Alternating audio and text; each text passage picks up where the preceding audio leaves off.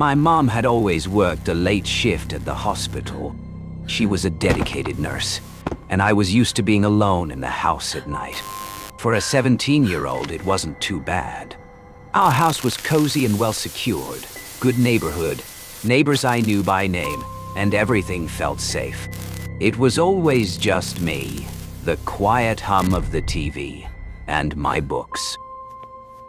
But recently, things had started to change. Mom started bringing her work home, and the weight of the stress was beginning to affect her. She seemed more distant, more anxious. Her new boyfriend, Tony, had started staying over more often, and Mom would always brush it off, saying it was nice to have someone around since she worked such late hours. I didn't mind it at first. Tony was charming, always friendly, and we had dinner together sometimes. But there was something strange about him. A look in his eyes when he thought I wasn't looking. It made my skin crawl like he was studying me, not in a fatherly way, but like I was something to be observed, analyzed. That evening, the change was palpable. Mom had left earlier in the evening, and Tony said he was going out with friends. I sat down to finish my homework, distracted by a growing sense of unease. It wasn't like the usual feeling I got when I was home alone. This time, there was something in the air. It was around 10:30 when the knock came. I wasn't expecting anyone. Through the peephole, I saw Tony standing there, wearing a black jacket and jeans. He looked different. His face was flushed, his eyes wide in a way that made my heart race. He wasn't smiling. Instead, there was a look of desperation, almost like he was panicked. I hesitated but opened the door a crack, the chain lock keeping it from swinging all the way open. "Tony, what's wrong?" I asked, trying to hide the tension in my voice. "Maya," he said, his voice low and urgent. "I need to talk to you. I need your help." I raised an eyebrow. "Help? With what?" His hand reached for the door, and I instinctively stepped back, my heart beginning to pound.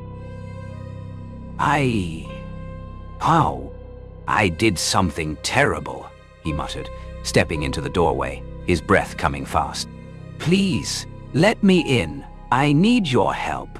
If I tell you everything, you have to promise you won't tell anyone, okay?" "Tony, what are you talking about?" I said, backing away slightly. My hand was hovering near the phone, but I didn't want to alert him. He pushed the door open wider, his body blocking the entrance. I had no choice but to let him in, my instinct screaming at me to shut the door and call my mom. But I didn't. I stepped back as he entered the house, his eyes darting around. I hurt someone," Tony whispered, his voice shaking. "I wasn't supposed to. I didn't mean to, but it happened." He looked at me with wide eyes, his pupils dilated. "I need you to hide me. Please, Maya. I don't have anyone else." I froze. "Hurt someone? What are you talking about? Tony, you need to leave, now." He didn't move. His expression became darker, almost menacing, and something in his voice shifted. "I didn't want to. I swear I didn't want to, but it happened, and I need you to help me cover it up. You're the only one I can trust, Maya. I can't go to prison." I didn't say anything for a moment, my mind racing. What had he done? Why was he here? Suddenly, the door slammed shut behind me. I jumped, startled, and turned to see Tony standing by the hallway, his face flushed with emotion, his hands trembling. "Listen to me, Maya," he said, stepping closer. "I made a huge mistake, and if anyone finds out..." I could feel my pulse quicken. Something wasn't right. "What did you do, Tony?" I asked, my voice trembling with fear. His face twisted, and in that moment, I saw something dark in his eyes. "I didn't mean to hurt them, but I didn't have a choice." His hands reached for me suddenly, and I stepped back. "Tony, what are you talking about? You need to leave now. I'm calling Mom." He shook his head, and his eyes filled with something cold. "You get it, Maya. I'm not leaving. You're not calling anyone. Not until you help me." I could feel the panic rise in my chest. He had crossed a line. My mind was racing, and every instinct told me to run, to get out of the house. But before I could even think, he lunged forward, grabbing my wrist in a grip that felt like iron. "Let go of me," I screamed, struggling against him. "You don't understand," he whispered, his breath hot on my ear. "They're dead. They're dead because of me. And you're going to help me cover this up. You're going to help me, or..." He let the sentence hang in the air, his fingers tightening. I knew I had to think fast. My brain was working in overdrive, but fear clouded my judgment. I managed to wrench my wrist free and stumbled backward, my back hitting the wall. "Please," I begged, my voice shaking. "Just let me go. I don't know what you did, but I can't help you." Tony's face twisted in anger. "You will help me," he said, his voice cold. But then his eyes flickered, like he was seeing something else in me. Something vulnerable. I'll do whatever you want," I said quickly, my voice trembling as I searched for a way to get out of this. "But I need to call Mom. I need to talk to her. She'll help us, please." For a moment, there was a flicker of hesitation in his eyes, and I seized the opportunity. I spun around, grabbing my phone from the table, my fingers shaking as I dialed. "Mom, Tony's," I started, but before I could finish, the phone was knocked from my hand, crashing to the floor. Tony was standing right behind me, his face filled with fury. "You think you can call for help?" he snarled. "You think anyone will believe you?" Suddenly, there was a knock at the door. Loud, insistent. Tony froze. His face went pale, and for the first time, fear flashed across his features. He turned to me, his eyes wild. "Don't answer it," he hissed, his grip tightening around my arm again. But I was already moving. I bolted toward the door, my body shaking with fear and adrenaline. I flung open the door, and standing there, wide-eyed and out of breath, was a man I didn't recognize.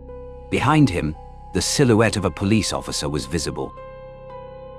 "I heard yelling," the man said, his voice shaky. "Is everything okay?" Tony's grip on my arm tightened, and I felt a rush of panic. But before he could react, the police officer stepped forward, pulling out his badge.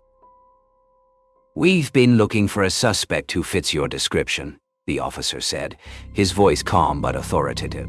"You're under arrest for the murder of..." Tony's eyes widened in shock.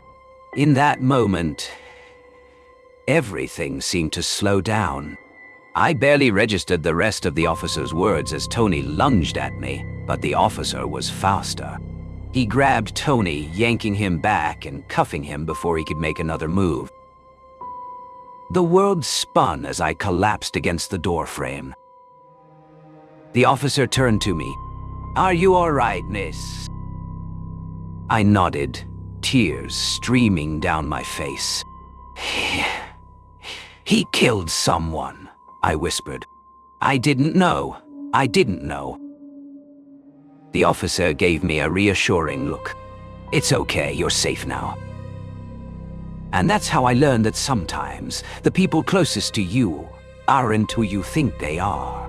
And even the ones who seem harmless can hide the darkest secrets.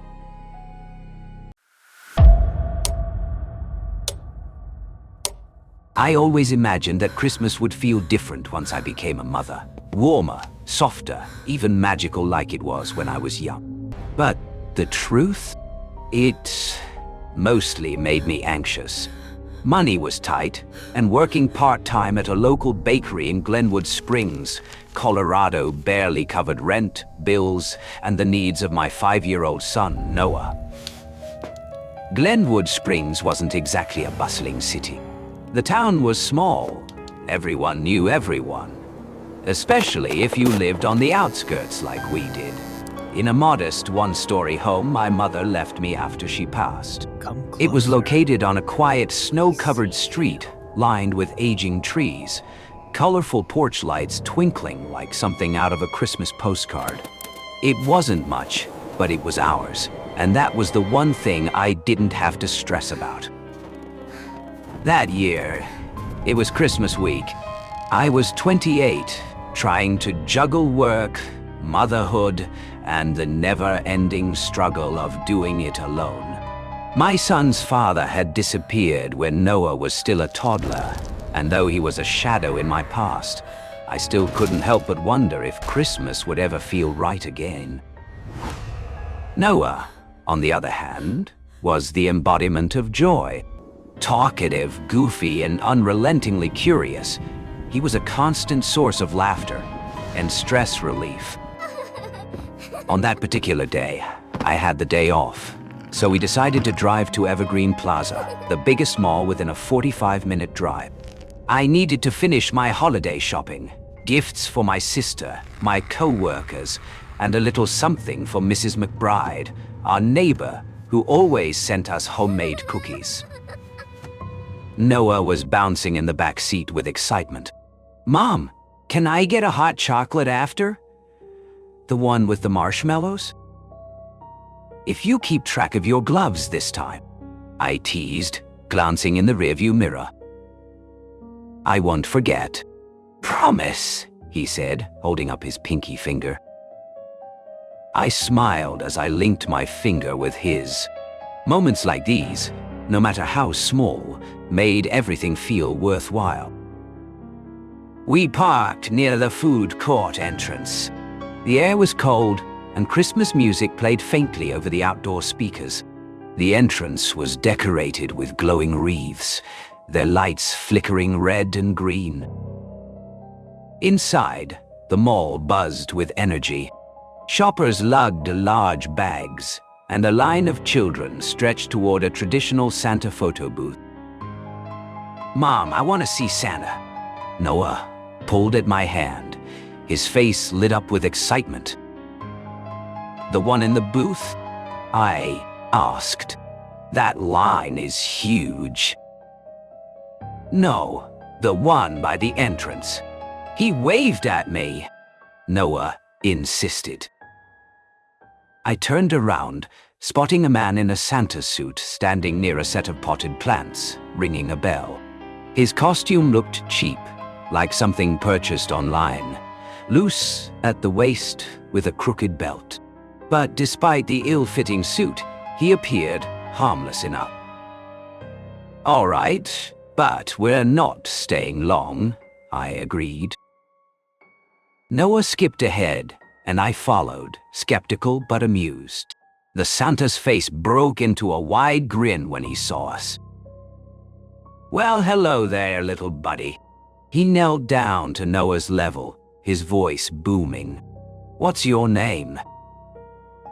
Noah, he chirped. And I want a Supernova handheld, the blue one. Ah, a good choice. One of the most popular toys this season, Santa laughed. Better be extra good, though. He's always good, I smiled, though I knew Noah had his moments. Santa looked up at me, his eyes a little too intense, his smile just a bit too wide. "You've got yourself a fine young man," he said, "and a beautiful mama, too." I felt my cheeks flush, unsure how to respond. It wasn't flirtation, just an odd, lingering remark from a man in a cheap costume. "Thanks," I replied, uneasy but polite. "You know," he continued, his voice dropping lower, "this time of year, it's tough on a single mom, huh? Shopping, cooking, keeping up with everything." I stiffened at his comment. How did he know? I hadn't said anything. He glanced at my bare left hand, and the way he said solo sent a chill down my spine. "Yeah," I said shortly, trying to keep things moving. His voice softened, almost conspiratorial. "Well, if you ever need a hand, Santa's always here." He gave a little wink. I forced a small laugh, trying to dismiss the awkwardness, but he pressed on. "You know that song, 'I Saw Mommy Kissing Santa Clauses'?" His grin was too wide now. Noah laughed. "We sang it in class." "Ah, yes," Santa grinned, looking straight at me. "Maybe we could make that song come true, huh?" Before I could react, he leaned in quickly, trying to catch me on the lips. My heart skipped a beat, and I jerked back, horrified. "No, sir," I snapped, voice shaking. Santa chuckled, but it wasn't a joyful sound. It was a low, sinister laugh. "Come on, it's Christmas," he said, ignoring my discomfort. "Don't be shy." "Mom," Noah whispered, tugging on my sleeve. "We're leaving," I said firmly, grabbing Noah's hand. We quickly turned away, and I felt a deep sense of unease settle in my chest. Back home, I tried to shake off the feeling, making some takeout and curling up with Noah to watch a Christmas movie. For a while, it almost felt like Christmas again, until the doorbell rang. One ring, two, D, 2, 3. I froze, my stomach dropping. It was nearly 9:30 p.m. No one visited this late. "Noah, stay here," I said, my voice tight.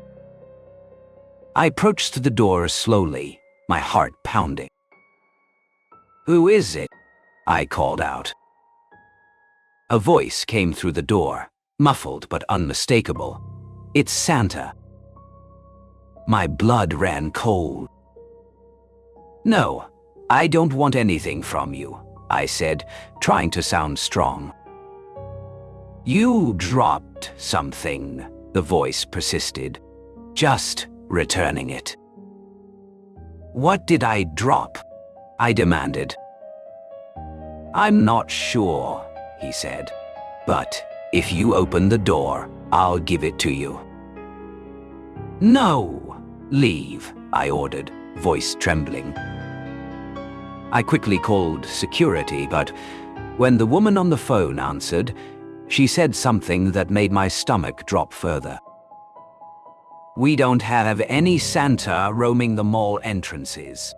Only the official Santa in the booth. Whoever you spoke to isn't employed here." My heart hammered in my chest as I ended the call. This man wasn't from the mall. He knew exactly where I lived.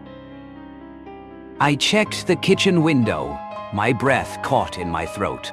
There, in the dark, a figure stood by the driveway, staring at my house. His eyes locked with mine, and I felt a wave of icy terror. He grinned, slow and wide, as though he knew I was watching. I called the police, and 2 officers arrived quickly. They searched the yard, but found nothing. "You did the right thing calling," one officer assured me, though his voice did little to calm my nerves. "We'll patrol the area tonight." But no patrol could erase the fear that gnawed at me. A few nights later, the doorbell rang again. One long, drawn-out press. I didn't answer. The next morning, there was a note taped to my door, crisp and cold. I didn't even have to open it to know who it was from. I unfolded the paper with shaking hands. "I'll be honest with you. I'm sure you know who I am. I didn't mean to scare you. After a long shift, seeing such a beautiful woman made it hard for me to act normal. You and Noah, such a cute pair. I'd love to be part of your family someday. You felt it too, didn't you? Don't pretend. I know where you live. Just need your number." His phone number was typed at the bottom. I didn't sleep that night. The police were called again, and 2 days later, I was told that everything had been handled. But I never forgot it. Never forgot the way he said, "Beautiful mama," or how his eyes never left me, like I was already his. And every Christmas season since, anytime I hear distant bells or see someone in a cheap Santa suit, my chest tightens and every hair on my body stands up. Because some people wear costumes to spread cheer, and others wear them to hide their true intentions. And that year, Santa wasn't here to give gifts. He was here to take something that wasn't his to take.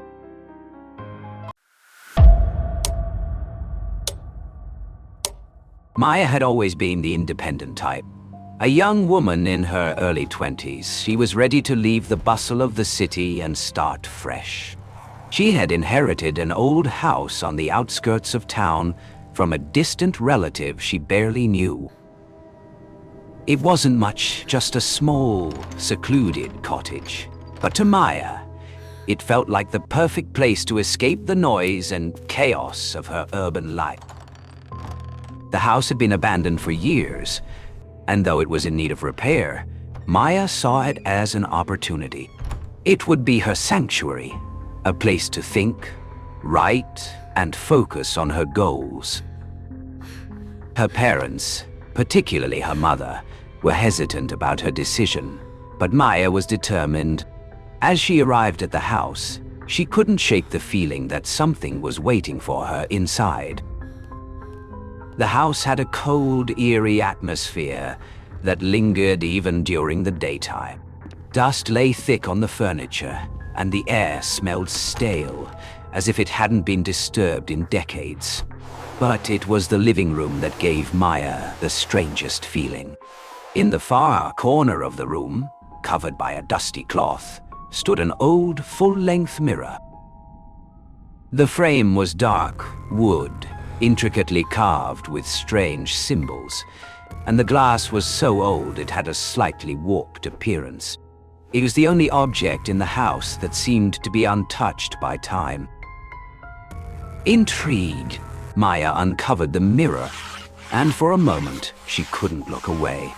There was something about it that felt wrong, but she shrugged it off and moved on with her unpacking. That night, she stood before the mirror, inspecting her reflection. But something was off. Her hair, which she knew was neatly tied back, seemed to shift in the reflection, as if it were moving independently of her. The shadows in the glass deepened unnaturally, and her own face looked paler, more drawn. Startled, Maya stepped back and turned around to face the room, but there was nothing there. Her reflection, however, remained in place, staring back at her with an expression she couldn't place.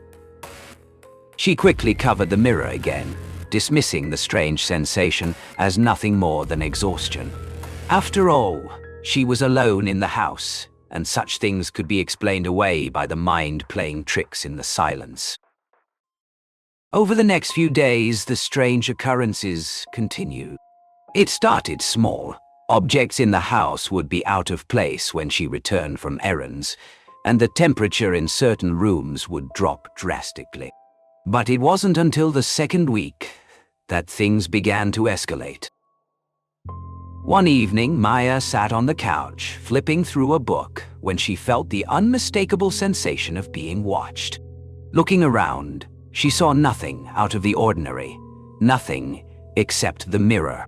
It stood in the corner, now uncovered again, as if beckoning her to look into it. Reluctantly, she stood up and walked over to it. As soon as she looked into the glass, her heart froze. The reflection was no longer her own. A woman stood in the mirror, tall with long dark hair, her face as pale as a ghost. Her eyes were hollow, empty, yet they stared at Maya with an intensity that made her blood run cold. Maya gasped and stumbled backward, but the woman in the mirror didn't move. Her own reflection, however, was distorted, the face growing more and more twisted as though something was trying to break through. Panicked, Maya covered the mirror again and quickly ran outside, gasping for air. The weight of the situation was too much for her to ignore. She had to know what was happening. Maya began to research the house's history. She visited the local library, digging through old newspapers and records. She discovered the house had once belonged to a woman named Ellie, a beauty who had lived there with her husband and child many years ago. Ellie was a quiet, solitary figure, and her family had vanished under mysterious circumstances. The townspeople whispered about the house being cursed, saying that after the disappearance of Ellie's family, strange occurrences began to plague anyone who moved in. No one knew exactly what happened to her, but some claimed that her spirit still lingered in the house, trapped between worlds. The mirror, they said, was where she had last been seen, staring at herself, waiting for someone to release her from the curse. Maya learned that Ellie had been a woman obsessed with beauty and vanity, constantly looking into the mirror to perfect herself. Some believed that she had made a deal with dark forces, using the mirror as a portal to the supernatural. When she died, her soul was bound to the glass, forever watching and waiting for someone to free her. The more Maya uncovered, the more her sanity began to unravel. The mirror was no longer just a reflection of her. It was a doorway. At night she could hear whispers coming from it, soft and distant at first, but growing louder each day. She began to see things, figures in the corner of her vision, shadows that seemed to move when she wasn't looking. One evening, she sat before the mirror again, staring into the glass. She felt compelled to reach out, as if the woman in the reflection were calling to her. As her hand neared the surface, a cold, clammy hand shot out from the glass, grabbing her wrist with an icy grip. She screamed and pulled away, but the reflection of the woman in the mirror smiled, a smile so sinister and twisted that it made Maya's blood run cold. The woman spoke, her voice echoing in Maya's mind. "Help me, or join me." Maya recoiled, her heart racing. But no matter how hard she tried to pull away, the mirror seemed to draw her back. She couldn't escape its hold. The whispers grew louder, more insistent. It was as if the house itself was alive, pushing her toward the mirror, urging her to become part of its dark secret. Maya knew she couldn't fight it alone. Desperate, she sought out a local spiritualist, an old woman named Adelaide who was said to have knowledge of the occult. Adelaide listened patiently to Maya's story, then nodded gravely. "The mirror is a prison," Adelaide explained. "Ellie's soul is trapped inside, But it's not just her spirit, it's something darker. The mirror has been feeding on the souls of those who try to free her. It wants more. Adelaide gave Maya a ritual, a dangerous one, that could break the curse. But it was risky. If performed incorrectly, it could seal Maya's fate, trapping her soul inside the mirror forever. With no choice left, Maya returned to the house that night. As she prepared the ritual, she could feel the mirror pulling at her, almost as if it were alive, aware of her every move. The whispers became deafening, and the glass seemed to shimmer with an unnatural light. Maya closed her eyes and began the incantation. She felt the power surge through her, the mirror reacting violently as if trying to resist. But Maya held firm, her voice steady and strong. The air grew colder, and the shadows in the room twisted into grotesque shapes, trying to claw at her. Suddenly, the mirror cracked. The woman's figure writhed in agony, her face contorting into a mask of fury and pain. With a final deafening scream, the glass shattered, and the room fell silent. The curse was broken, but the house was left in ruins. Maya was never the same. She moved away from the house, never to return. The mirror, now shattered, had taken its last victim. But sometimes, when the moon is high, Maya swears she can hear the whispers of Ellie calling to her. And on rare occasions when she passes a reflective surface, she catches a glimpse of a woman, pale, ghostly, with hollow eyes, staring back at her.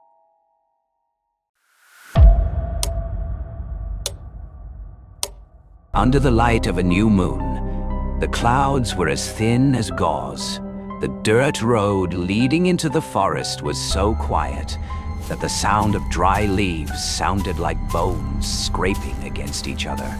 Alex walked ahead, the flashlight hanging from his backpack swaying, cutting a thin line of light through the fog. Maya followed closely behind, her hands cold, each step like she had to be pulled out of the mud. Leo walked behind, tripod and camera bag slung over his shoulder, his eyes deep but alert, scanning the surroundings like a sentry, silently counting his breaths to keep calm. They had read the worn-out diary, an anonymous priest written in blotchy reddish-brown ink about a village forgotten because of its debt to shadows. Maya stopped abruptly, grabbing Alex's sleeve. "Do you feel it? Like someone hungry?" Alex laughed, reassuringly in a light voice. I don't know, guys. I'm getting a really bad feeling Perfect about for this. a Halloween video. He raised the camera, panning around. Fog, trees, darkness. The lens caught a few specks of dust that shone like fireflies, or other things, small and staring back. Then the village appeared without warning, without a single light, without a puff of smoke. Only the air was heavy as a stone pressing on the chest. In front of the village gate, a rickety sign hung by a rusty string. Alex brought the flashlight closer. Burned black words were etched into the wood. "The unharvested shadows will find the curious." Maya took a step back. Alex smiled again, but his eyes were trembling. He pushed the gate open. The hinges made a long, screeching sound, like someone sucking in a breath to contain the pain. Inside, the village streets were filled with mud and leaves. The doors were half open, like cave entrances. Alex led the group into the first house, its wooden floors creaking. The musty smell mixed with the smell of burning incense crept into Maya's nose, making her cough slightly. On the table, an overturned earthenware bowl still lay. Alex flipped the bowl over. Below was a black and white photograph, blurry and cracked. A group of people in brown shirts holding sickles. standing in the middle of a rice field that had been harvested to the stump. Leaving the house, they walked deeper. Every strange sound began to creep around them, light footsteps behind them. But when they turned around, there was only mist, sighs from the abandoned well, whispers mixed in the wind, like many voices overlapping. Not harvested yet. Alex leaned into each door, panting with hunting instinct. Blurred figures began to touch the edges of the frame, just the corners of eyes. But Maya could clearly see a pair of eyes red as burning coals peering through. She grabbed Alex's hand so hard it hurt. "Alex, stop. It's a trap." Alex stubbornly, "I just need a few more shots." Suddenly, a window banged as if someone had crashed into it. All three spun. Behind the cracked glass, a face appeared for a moment. Hollow, eyes two dark red holes, mouth open but making no sound, then suddenly gone. Alex dropped the camera to the floor, the indicator lights still flashing. They gathered their things and ran to the middle of the village. There, a small square led into many crisscrossing alleys. Houses on both sides changed positions. Windows seemed to turn to watch them. Leo counted his steps, but the count kept slipping away, as if someone had broken the numbers in his head. A hand reached out from the void and grabbed Leo's wrist. Leo jerked, jumped back, the other hand flailing reflexively, leaving 5 long purple marks on his skin, like the marks of fingers without flesh. They were lost in a corridor, in the village. Maya closed her eyes, took a deep breath, trying to find a beat other than her own. And she heard it. Under her feet, in the ground, something moving. Like many hands crawling, searching for calves, ankles. "Don't stand still," Maya whispered. "They can pull if we stand still."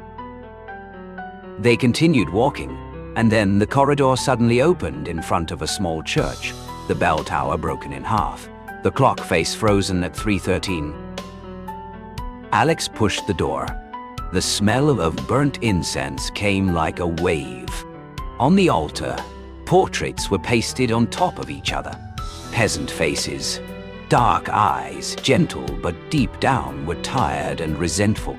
Some of the photos were torn, revealing behind them were old words, called to pay rice tax, didn't return, strange disease after harvest, missing in the well. The paper shook even though there was no wind.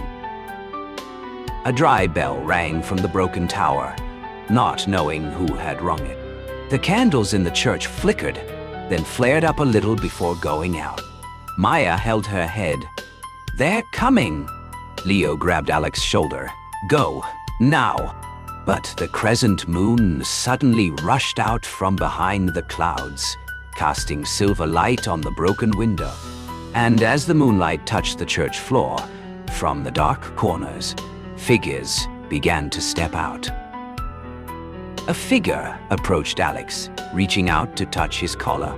He was lifted, his feet kicking into the air, a scream stuck in his throat as if swallowed by the thick air.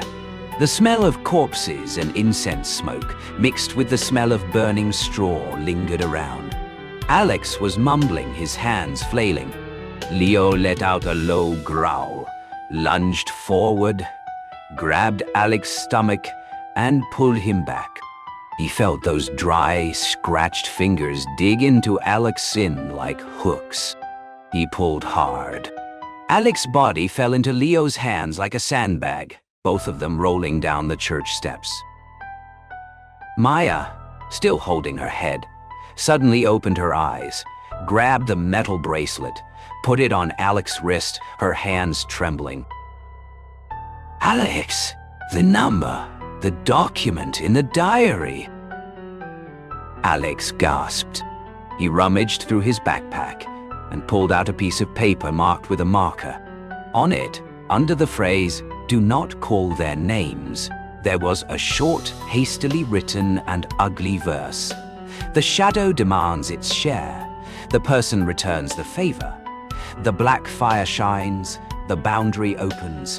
When the moon is a scythe, place the ring between the shadow and the bone. Maya recited in a whisper. She placed the Jianqiu ring in the space between the three people and the shadows. The ring did not touch the ground. It hung there, as if tied to something invisible. A very soft crack, like a tight string being cut. A few shadows dissolved like smoke. Only their red eyes fell like upside-down fireflies, extinguished in the air. The wall cracked open like a mouth. Portraits pasted on the wall fell out, flying around in the wind that came from nowhere. Breathing. The sound of wood groaning. The sound of people screaming from the ground. The passages outside, seen through the windows, seemed to change places, retreating when someone tried to step forward, sliding like the surface of water. Not long enough. Just hold them. A little, Maya said, her eyes not leaving the circle. Leo lifted Alex up. Which way? Maya closed her eyes, feeling. Everything was like a moving maze, but there was a rhythm. The rhythm of the forest. She opened her eyes, pointing towards the side door of the church. They rushed out. The circle of judgment drifted along, following Alex like a black bird. Shadows spread out from both sides of the alley. A dry hand jumped up from the ground, grabbed Alex's ankle. He almost fell. Leo bent down and hit hard. The hand shattered into cold ash. Don't stand still, Maya reminded. The shadows rushed forward. Not slow this time. The circle of judgment shook, emitting a sound like metal rubbing against stone. Maya read the awkward words again, her voice starting to break. The largest shadow, probably the shadow of the old village chief from years ago, stretched out, its eyes red like two pieces of hot iron. It touched the edge of the circle and cried out. It took a step back, just one. But enough for the three of them to break free of the encirclement, dash through the broken fence, trample on rotting leaves, and breathe in the forest air. Leo ran ahead, then Alex, Maya. Behind them, the village stretched out, trying to hold them back with the alleys sliding under their feet. The wind came. The mist in the village was whipped back like a curtain. The shadows at the edges couldn't get through, their red eyes burning, then fading like dying embers. A long, long sigh, as if the whole village were exhaling. They didn't stop until they were deep in the forest. Leo plopped down, his back against the tree trunk. His hands were shaking, but his eyes were still alert. Alex put the camera on his lap, the light still flashing. I got it, he said, unsure. Maya hugged her knees, put her chin on them, inhaled the smell of damp leaves like medicine. We're out, she whispered. Temporarily. A week later, on Halloween night, Alex sat in his rented room, the window ajar, the sound of cars in the distance like a hazy river. He turned on the camera, reviewed the footage. In the frame, the fog shimmered beautifully like an effect. The door closed by itself, the window slammed shut, the hallway seemed to stretch out. Everything was there. The circle of judgment appeared in a few frames, black like a hole in the image. There was a very light knock on the door. He looked up. No one. In the silence, a very soft sigh passed by, as if coming from the corner of the wall. Alex stood up, walked to the window, pulled the curtains. Outside on the street, people were laughing, dressing up. Cheap witch and vampire masks danced under the neon lights. When he pulled the curtains back, in the reflection on the glass, Alex saw that behind him there was not only his shadow, there was also a thin, flat, long black streak, like a scythe leaning against the corner of the room. He turned around. The corner of the room was empty. Alex thought to himself, "Stress." The phone vibrated. A message from Maya. "Are you listening tonight?" Alex was about to reply, "Listen to what?" when he heard it. In the sound of the wind seeping through the crack of the door, an old sound crept into the room. Tired but persistent. Not harvested yet. Leo texted the group, "Don't be alone. Lock the door." Alex looked up at the door lock. It was still locked. Then he looked at the floor. There were a few small black dust particles, like ash, lying in a semicircle at the threshold. The circle of the orb had fallen back at the edge of the forest that night.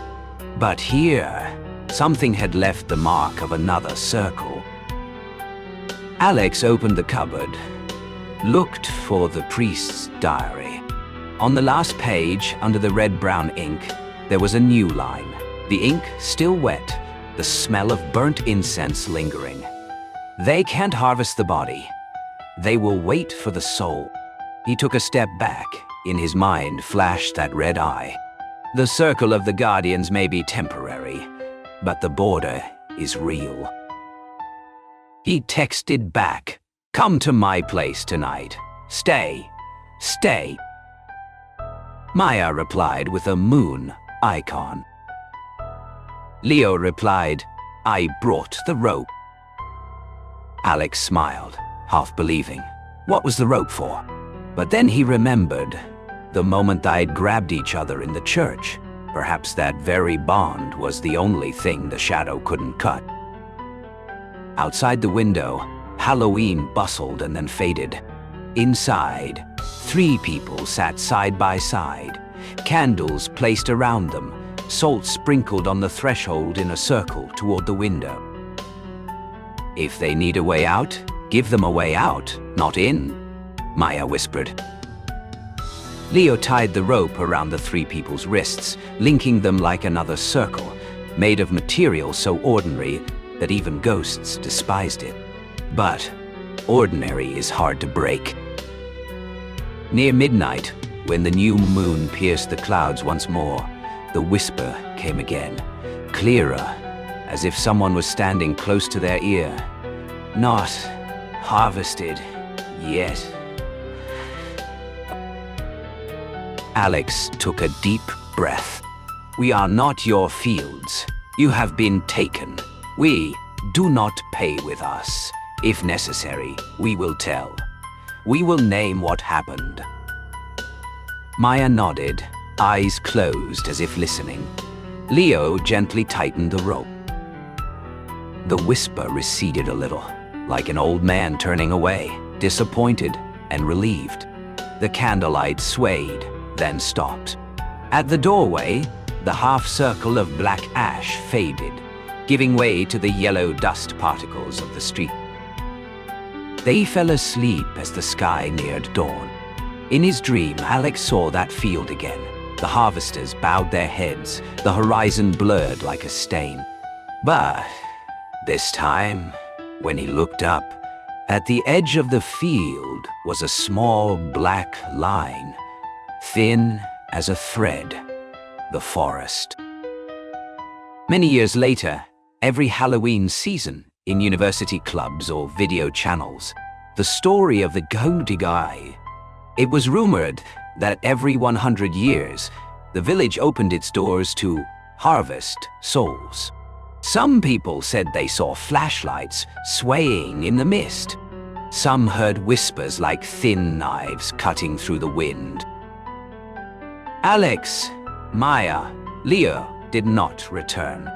They promised each other, if one day they needed to, they would go together and only together. They still heard the very light sighs in the windy night, like endless memories. But somewhere deep in the forest, The village still lay there, the houses changing places like board chess pieces. The cracked statue looked down at the dry hands crawling across the brick floor. The crescent moon occasionally turned into a scythe, licking a bright line on the warning board in front of the gate. The unharvested shadows will find the curious. And it seemed, somewhere in the shadows, a black circle still hovered, waiting for the right person to place it between the shadow and the bone. Because the border only exists when someone stands there to say, enough.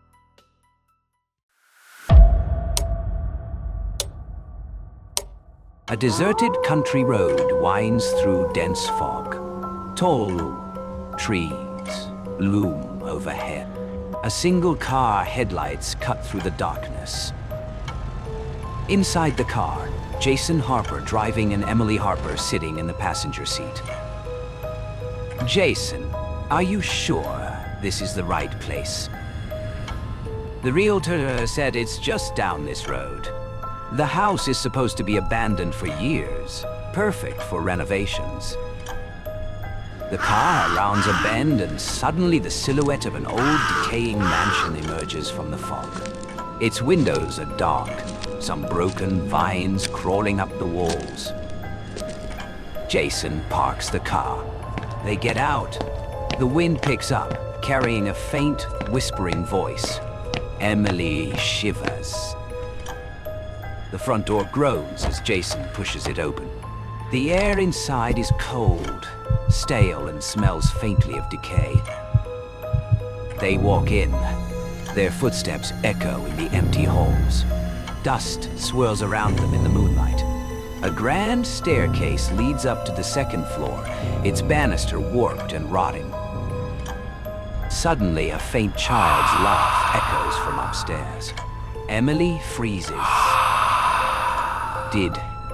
Did you hear that? Emily Enchka Ging. Probably a raccoon or something. They continue, exploring. In the dining room, a long table is covered in cobwebs. Chairs are overturned. A silver candelabra lies on the floor, dented. Jason picks it up and shakes it gently.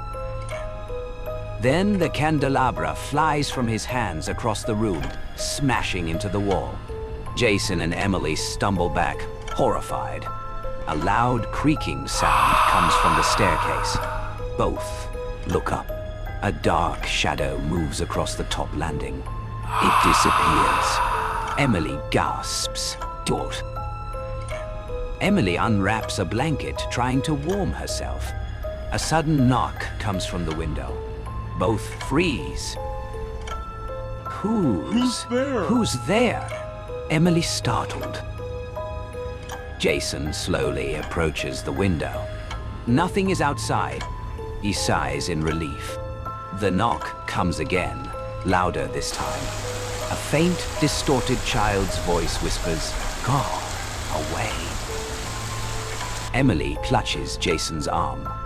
The temperature in the room drops dramatically.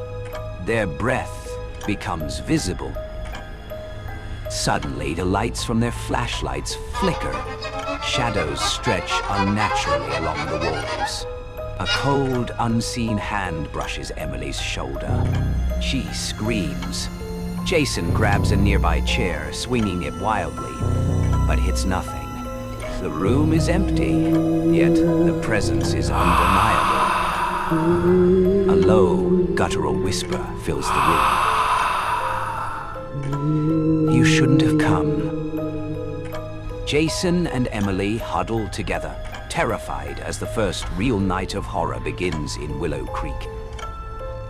Jason and Emily are huddled on the floor, clutching each other. The cold in the room is unbearable. Their breaths come in short gasps. Shadows twist unnaturally across the walls. Jason grabs his phone, trying to call for help. No signal. He tries again. Still nothing. A soft, dragging sound comes from the hallway outside the room. Something is moving. A door at the end of the hallway creaks open slowly on its own. Emily hides her face in Jason's chest. The room grows darker, as if a shadow is spreading. A low, almost human-like moan echoes from the corridor. I want to leave. I want to go home, Emily crying softly. Jason slowly stands, trying to look brave. He grabs a candle from a dresser and lights it. The flame flickers violently, then steadies. He steps into the hallway. The floorboards groan under his weight. Cold wind brushes past him. He shines the candle down the hall. A small, pale hand suddenly reaches out from under the staircase, grabbing at him.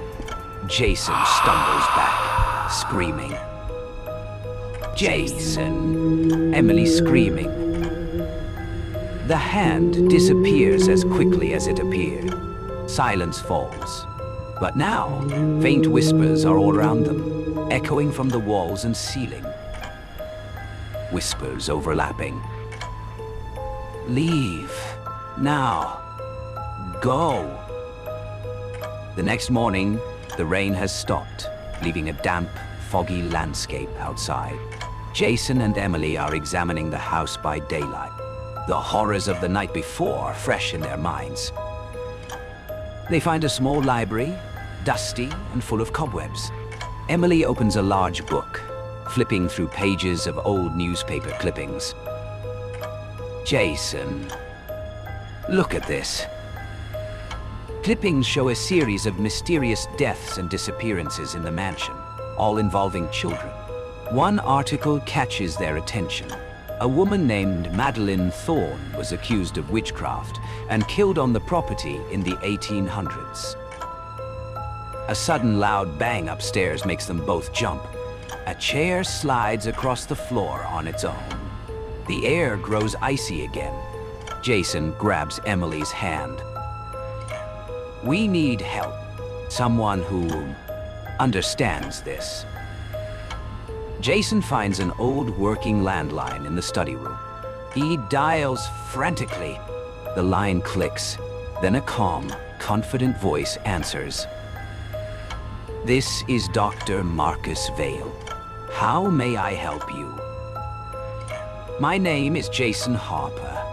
We moved into a mansion in Willow Creek. Something's wrong. There's a spirit here. It attacked us last night. Take a deep breath. Describe the events from the beginning. Jason recounts everything. The whispers, the shadows, the hand under the stairs, the dragging sounds, and the chilling presence. Emily adds the newspaper clippings about Madeline Thorne. Jason hangs up, glancing at Emily, both knowing that tonight will be even worse than before. The rain has returned, light at first, then heavier. Fog swirls across the lawn. Jason and Emily stand at the edge of the driveway, nervously awaiting Dr. Marcus Vale and his team. A sleek black SUV appears through the mist. 3 figures step out. Dr. Marcus Vale, a calm, experienced paranormal investigator. Sister Helena, a medium with deep spiritual insight. And Liam, a tech specialist with a knack for detecting anomalies. Are you ready?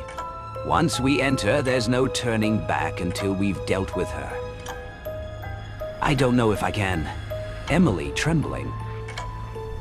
They all enter the mansion. The doors creak ominously, echoing through the dark hallways. The team sets up equipment, EVP recorders, EMF detectors, cameras, and candles. Dr. Vale explains the plan. Madeline Thorne is strong. She feeds off fear. She reacts to sudden movements, loud sounds, and non-vegetarian food. Her anger stems from betrayal and her violent death. Tonight, we'll attempt to communicate, then bind her spirit. Jason and Emily sit in the corner, holding each other. A faint whisper floats through the room, too soft to catch clearly. A sudden slamming sound upstairs causes Liam to drop his camera. Dr. Vale moves toward the staircase. He ascends, candle in hand. The shadows seem to stretch along the walls, forming twisted shapes. A chilling, high-pitched laugh echoes down the staircase. Dr. Vale carefully approaches a closed door at the end of the hallway. The temperature drops sharply. His breath becomes visible. Madeline Thorne, we are here to help you move on. The door slams open violently on its own. A shadowy figure appears.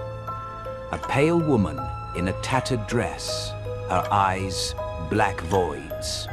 Long black hair obscures most of her face. She floats a few inches above the floor, moving unnaturally. Madeline Thorne, your anger belongs to the past. You will not harm them. The ghost screams, a high-pitched wail that shakes the walls.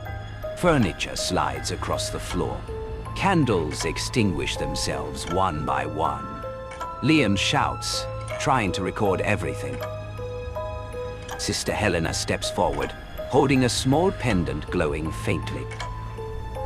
By the light of the old, by the power of the unseen, I call you to listen. The ghost pauses, tilts her head. A whisper emerges, almost human. Why did they betray me? Ghost whispering. Suddenly, a loud crash is heard from downstairs. Jason and Emily run toward the sound. They see furniture thrown across the room. A shadow moves across the ceiling, then lands in front of them. It's Madeline Thorne, Emily screaming. The ghost lunges at Jason. He is thrown across the room. Emily tries to grab him, but the ghost grabs her too. Both are lifted off the ground by an invisible force. Dr. Vale runs to the center of the room, holding a small silver cross and chanting an incantation. The ghost lets out a chilling scream. Leave or die, ghost screaming. Jason manages to grab a piece of broken furniture, swinging it at the ghost. It passes through her like smoke, but slows her down. Dr. Val's shouting grows louder. Sister Helena joins in, the pendant glowing brighter. The ghost starts to dissipate slowly, her wail fading. The air warms. The objects stop moving. Jason and Emily collapse to the floor, exhausted but alive. Dr. Vale's serious to Emily and Jason. This is only the beginning. Spirits like Madeline Thorne, they are powerful. But tonight, she has been weakened. The camera lingers on the shadowy corners of the room, hinting that she may not be gone entirely. Jason and Emily sit as Sister Helena performs a vision ritual. Candles circle them. Incense smoke curls around their faces. Suddenly, the room shifts. The walls seem to bleed. Her fury is born of betrayal, starvation, and murder. They left me. They left me. Ghost whispering. Objects fly. Lights flicker. Shadows dart across hallways. Jason and Emily are trapped in a room, terrified. She's feeding off your fear. Stay calm. Dr. Vale shouting. Jason sees ghostly children in the corner, echoes of Madeline's lost family. One reaches toward him, whispering, "Join us." He panics. But Sister Helena intervenes with her pendant, driving the spirits back. Dr. Vale and Sister Helena lure Madeline into the attic. Candles, protective symbols, and chanting surround her. "You can't take me!" Ghost, screaming. Emily, summoned by Sister Helena, repeats her mother's name to calm Madeline, connecting to the part of her soul still human. "Madeline, it's time to rest. You don't have to hurt anymore." The ghost shrieks, convulses, then suddenly falls silent, hovering briefly before dissipating into mist. The attic is still. The storm outside breaks into light rain. The mansion is quiet. Broken furniture remains, but the oppressive darkness is gone. Jason and Emily sit, exhausted but alive. It's over. She's gone. For now. Spirits like her leave traces. Respect the house. Don't return alone. Sister Helena. Madeline Thorne's story is a warning. Not all spirits want revenge. Some just want closure. The team leaves, the mansion looming quietly in the early morning fog. The camera lingers on a corner of the attic. Faint black smoke curls, hinting she may not be completely gone. Jason and Emily walk away, holding hands.